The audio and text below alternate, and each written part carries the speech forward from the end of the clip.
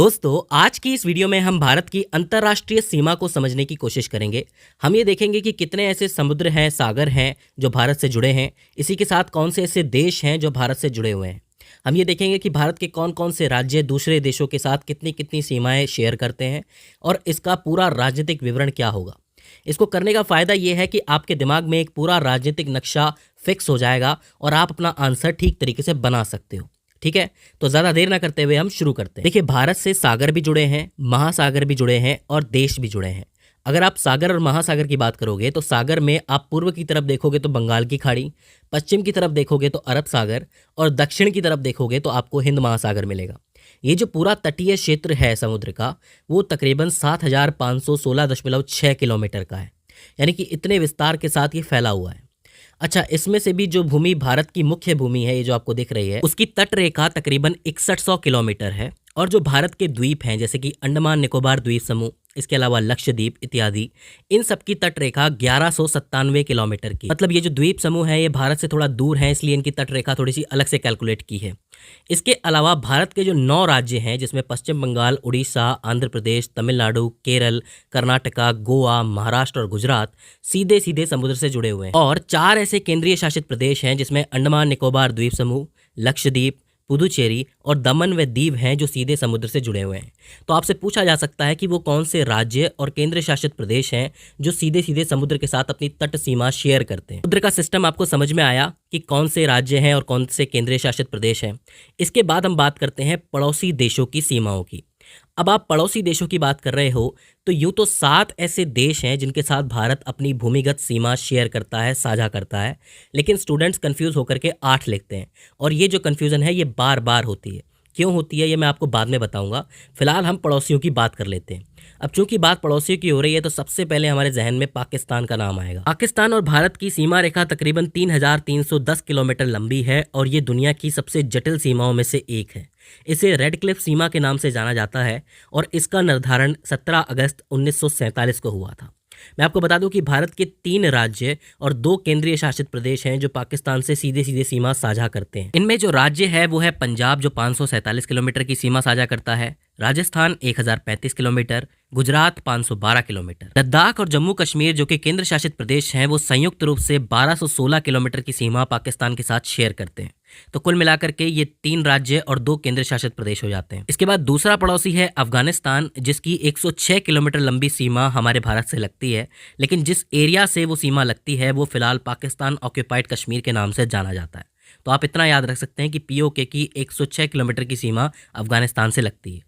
इसके बाद आता है हमारा सबसे इम्पॉर्टेंट पड़ोसी जो कि है चीन।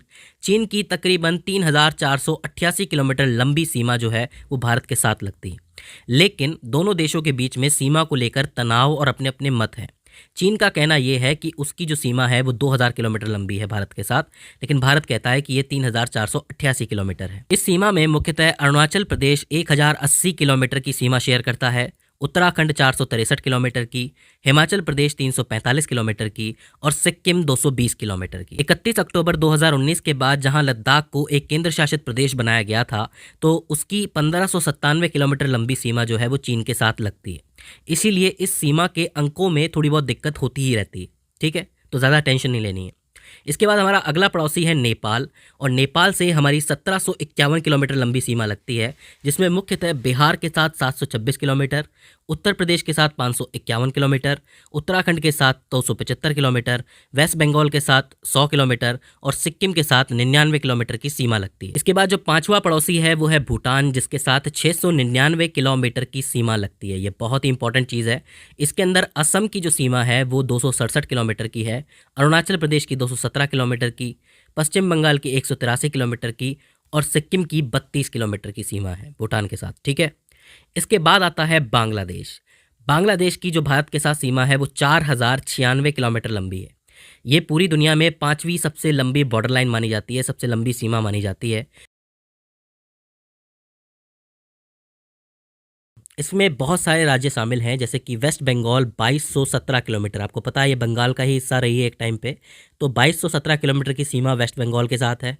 मेघालय के साथ 443 किलोमीटर, मिजोरम के साथ 328 किलोमीटर, त्रिपुरा के साथ 856 किलोमीटर और असम के साथ 262 किलोमीटर की सीमा शेयर होती है। इसके बाद आते हैं हमारे आखिरी पड़ोसी जो कि है म्यांमार। उनकी सीमा है 1643 किलोमीटर की, जिसमें से अरुणाचल प्रदेश की है 522 किलोमीटर, नागालैंड की है 215 किलोमीटर, मणिपुर की 398 किलोमीटर और मिजोरम की 510 किलोमीटर।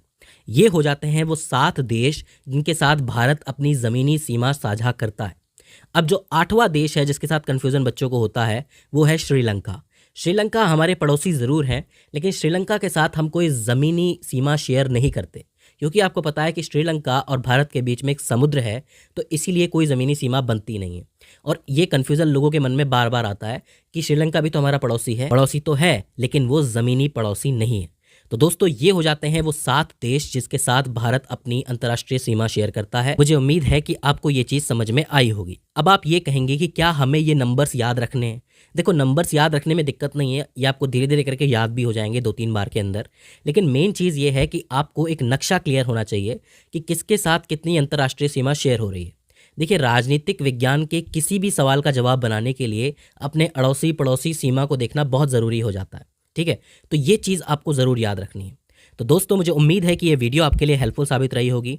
अगर इसके बाद भी इसके अंदर आपको कोई क्वेरी आती है, कोई दिक्कत आती है या फिर हमसे कोई गलती हो जाती है, तो आप हमें कमेंट सेक्शन में बता सकते हैं। तो दोस्तों, आज की इस वीडियो के अंदर बस इतना ही। सी यू इन द नेक्स्ट।